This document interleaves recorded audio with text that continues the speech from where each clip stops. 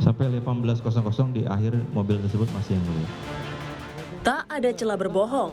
Beda keterangan saksi asisten rumah tangga keluarga Ferdi Sambo, Dirianto alias Kodir, terpatahkan dengan bukti baru rekaman CCTV. Di muka sidang, hakim menyoroti rekaman CCTV Kompleks Polri Duren 3 yang memperlihatkan ART Sambo, Kodir, yang mondar-mandir di hari tewasnya Yosua. Padahal sejak dihadirkan sebagai saksi, Kodir menyebut tak berada di dalam rumah sehingga tak mengetahui apapun mengenai penembakan Yosua. Inkonsistensi keterangan saksi bukan pertama kali terjadi di sidang kasus Sambo. Hakim bahkan sempat mengancam 2 ART Sambo untuk dipidanakan. Menanggapi hal ini, mantan Hakim Agung Gayus Lumbun menilai perlunya pemanggilan ulang para saksi, termasuk ART Sambo, Kodir, dan Susi. Menurut Gayus, saksi perlu dihadirkan kembali setelah adanya CCTV agar tak lagi berkilah apalagi memberikan kesaksian palsu. Untuk mendapatkan satu kebenaran yang material, tentunya perlu diperiksa ulang. Saksi-saksi yang berbeda dengan apa yang ada pada rekaman CCTV itu diperiksa ulang. Semuanya, Prof. Hak untuk itu, ya diperiksa ulang untuk memberi kesempatan. Diingatkan, Anda telah disumpah tetap kepada kebohongan yang berbeda dengan isi dari rekaman itu atau Anda akan merubah. Itu diberi kesempatan supaya sidang bisa menemukan kebenaran yang material, yang sesungguhnya yang mana dari yang lebih dari satu. Kalau bagi pribadi saya dan banyak orang tentu teknologi rekaman ini sudah cukup harus dipercaya. Masih adanya korban hidup ketika itu. Nah ini kan berbeda, narasi mengatakan saling tembak-menembak dan korban telah meninggal. Ini perlu digali secara material. Bagi saya itu ulang sidang, ulang pemeriksaan. Ulang pemeriksaan. Yang jelas memberi kesaksian palsu di persidangan bisa dipidana. Pelakunya bisa dikenakan pasal 174 KUHP dan pasal 242 KUHP dengan ancaman 7 tahun penjara. Tim Liputan, Kompas TV. Lalu sejauh mana pemanggilan ulang para saksi dimungkinkan? Kita akan ulas bersama dengan pakar hukum pidana yang juga mantan hakim, Asep Iwan Iryawan. Selamat malam, Kang Asep. Selamat malam juga, Natia. Kang Asep, tidak hanya inkonsisten kesaksian anak buah Sambo terbukti berbeda dari CCTV. Harus tidak ada pemanggilan saksi secara ulang? Ya, saya pikir gini, di persidangan tuh hakim menilai kesesuaian alat bukti. Misalkan saksi satu dengan alat bukti lainnya, dengan barang bukti. Nah, sekarang kan mengejar rekaman ini, rekaman itu menurut pasal 5 Undang-Undang ITE merupakan dokumentasi elektronik atau informatis elektronik. Hakim itu kan yakin karena 2 alat bukti.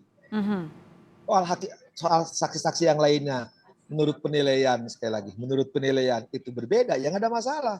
Kan dulu ruangnya ada, mereka bisa dijadikan saksi palsu. Tapi kalau tidak dijadikan palsu, nah tinggal hakim, yakin yang mana. Ini kan udah untuk menerangkan keadaan ya. Oke, maaf saya potong. Berarti kesaksian dari Kodir dan adanya CCTV bahwa ia tidak benar, tidak mengetahui ia sempat masuk. Ini seberapa penting? Kalau dari angka 1 sampai 10, scale-nya berapa? Nah, cuma 2. Cuma 2? Oh, cuma 2. Kenapa cuma 2, Kang?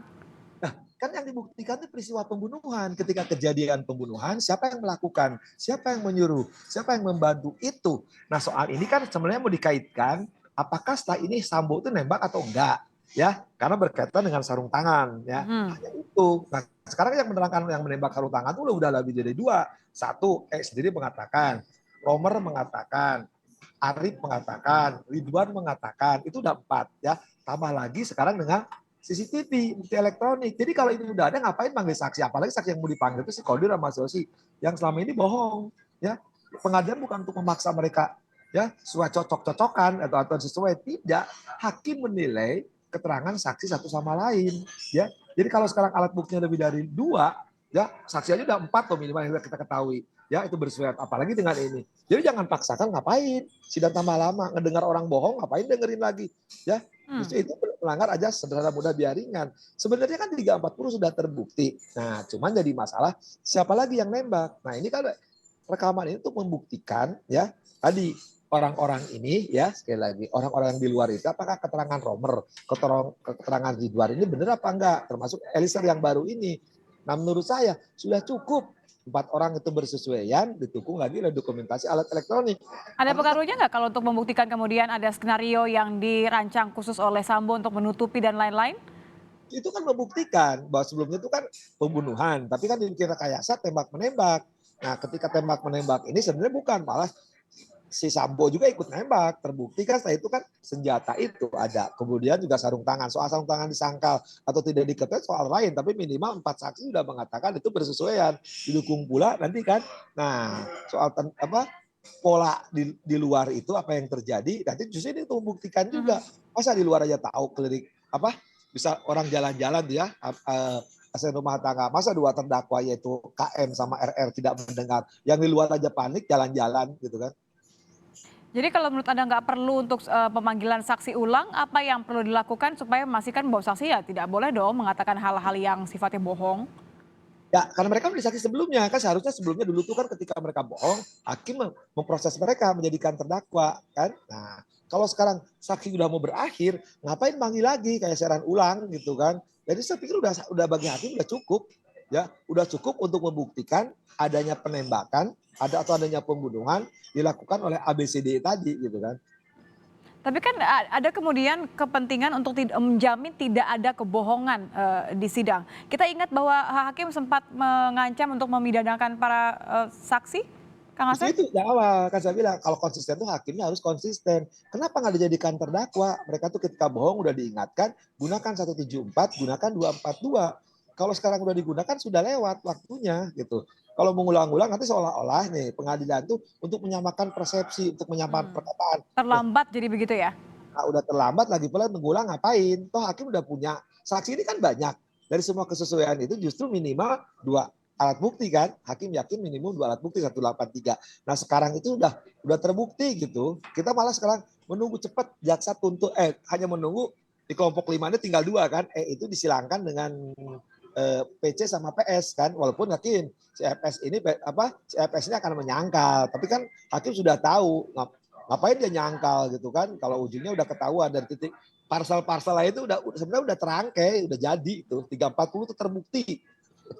Oke, jadi sebenarnya kalau kita ngomongin soal kepentingan, tidak ada kepentingan bagi hakim untuk menentukan apakah saksi terutama ART Sambo ini berkata yang sejujurnya atau tidak gitu ya? Ya, kalau udah pasti, kalau terserah kalau nanti si Sambo kemudian Putri menyangkal itu kan diatur di KUHP 189 ayat 3. Keterangan dia hanya berlaku bagi dirinya sendiri. Ya, karena apa? Dia mau nyangkal kayak mau ingkar, itu urusannya dia. Tapi alat bukti lain menunjukkan bahwa mereka melakukan perbuatan itu. Apalagi kalau kita dengar keterangan kemarin Eliezer kan yang sebagai saksi tapi diperlakukan sebagai terdakwa. Itu terang benderang, runtut, Oke. tidak bohong. Tapi ini kan idealnya ya, ini idealnya menurut Kang Asep. Kalau Anda melihat majelis hakim akan mengambil sama seperti yang Anda prediksikan atau justru malah mengambil yang tadi, mengulang kembali? Kalau saya pengalaman di praktik nggak pernah, saya yakin tidak akan mengulang. Sekarang aja mereka keteteran, waktunya mau habis, menjelang Natal, menjelang Tahun Baru, ya kemudian masa tahanan mau habis, bagi dia sebenarnya udah dipegang semua kan. Sekarang memanggil lagi yang pembohong, ngapain? Percuma kan, habisin waktu. Toh keterangannya akan sama juga gitu.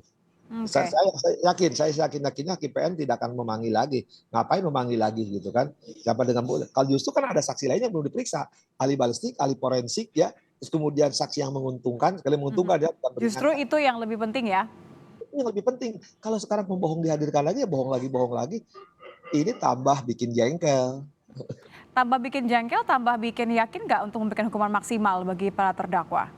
Kalau soal hukuman kan nanti kan menunggu hakim diyakinkan nunggu keterangan ahli balistik atau forensik untuk mencocokkan dengan keterangan saksi yang sebelumnya dan kemudian juga saksi yang menguntungkan dari pihak terdakwa. Baru hakim ambil sikap. Tapi kalau saya lihat perjalanan sikap-sikap hakim ya menanyakan ini dan pembiaran terhadap pertanyaan-pertanyaan yang tidak bermutu. Sebentar, yang pembiaran terhadap pertanyaan yang tidak bermutu.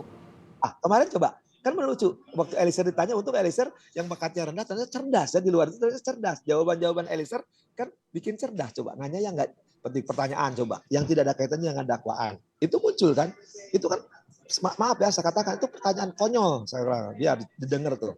Pertanyaan konyol yang tidak bermutu. Kan harusnya pertanyaan tuh mengejar unsur dan hakimnya udah mengingatkan, tanya pertanyaan jangan diulang yang berkaitan dengan dakwaan. Nah pertanyaan coba, Pak Renal menanya, kenapa FS mengapai sarung tangan? Bagus tuh Eliezer, tanya aja sama si FS, jangan tanya saya. Itu kan nggak bermutu. Kemudian nanya lagi tuh, ada penasihat hukum perempuan nanya yang, aduh ya Tuhan, saya bilang. Sekali lagi sering saya katakan, saya nggak takut ya, silakan rekam. Sekolahnya di mana sih? Pertanyaan tuh enggak sekali lagi ya. Didakwa pembunuhan, tanya unsur pembunuhan. Jangan pertanyaan yang nggak jelas gitu. Nah ini yang bikin lama kan. Nah, Yang bikin kemarin lama. Kalau Anda lihat kecenderungannya Anda masih merasa bahwa tidak akan diberikan hukuman yang maksimal kalau melihat kemudian oke. gaya dan kebiasaan dari para majelis hakim terutama di PN Jaksel ya, kita bicara soal ini. Kalau kemarin lihat saya dari pertanyaan-pertanyaan majelis, nampaknya saya bisa baca majelis ini ya tidak akan menjatuhkan maksimal. Walaupun saya menginginkan kalau saya hakimnya ya matiin sama saya tuh, ya. Tapi nampaknya hakim tidak akan jatuhkan hukuman itu. Saya nampaknya membaca hukuman juga seumur hidup juga tipis.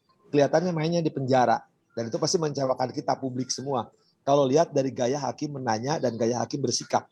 Yang paling gampang standarnya apa? Pembiaran pembohongan tadi yang tidak dijadikan terdakwa. Ya, itu. Kemudian juga perlakuan ketika memeriksa sebagai saksi. Kemarin di Eliezer harusnya kan dibatasin. Eliezer, coba nanti Eliezer kan belum diperiksa sebagai terdakwa, mau ditanya apa lagi? Eliezer sebagai terdakwa. Kemarin kan dia tuh saksi untuk KM dan RR. Tapi pertanyaannya justru memperjelas perbuatan Seperti terdakwa begitu ya. Jadi besok kalau dia sebagai terdakwa bertanya apa gitu. Selesai kan? Nah, artinya di situ saya bisa membaca. Nah, dan juga jadi pertanyaan saya kan sekarang membuktikan dia sebagai JC harusnya, tapi kebetulan ya sekali lagi Tuhan membuka jalan ya bahwa Eliezer ini seorang yang kooperatif, kemudian juga sangat runtut, sangat konsisten. Yang lebih dihargai lagi adalah kejujuran pengakuan atas dosa-dosanya sehingga dia menjadikan apa adanya gitu kan. Jadi uraikan semua kan. Sebenarnya itu kan keterangan terdakwa. Kan harusnya dia menerangkan perbuatan yang dilakukan kemarin itu harusnya kan apa yang dilakukan oleh KM, apa yang dilakukan oleh RR. Bukan menerangkan perbuatan dia lakukan terhadap ya ketika berhadapan dengan FS. Oke, jadi Anda ragu bahwa nanti akan ada pemberian sanksi Saya hukuman yakin maksimal ya? Enggak, Oke. kalau saya matiin tapi nggak mungkin mereka mati karena hukumnya juga udah mati. Hukuman penjara maksimal. Terima kasih Kang Asep Iwan Iriawan sudah bergabung bersama kami di Kompas Malam. Selamat malam Kang. Sama kembali.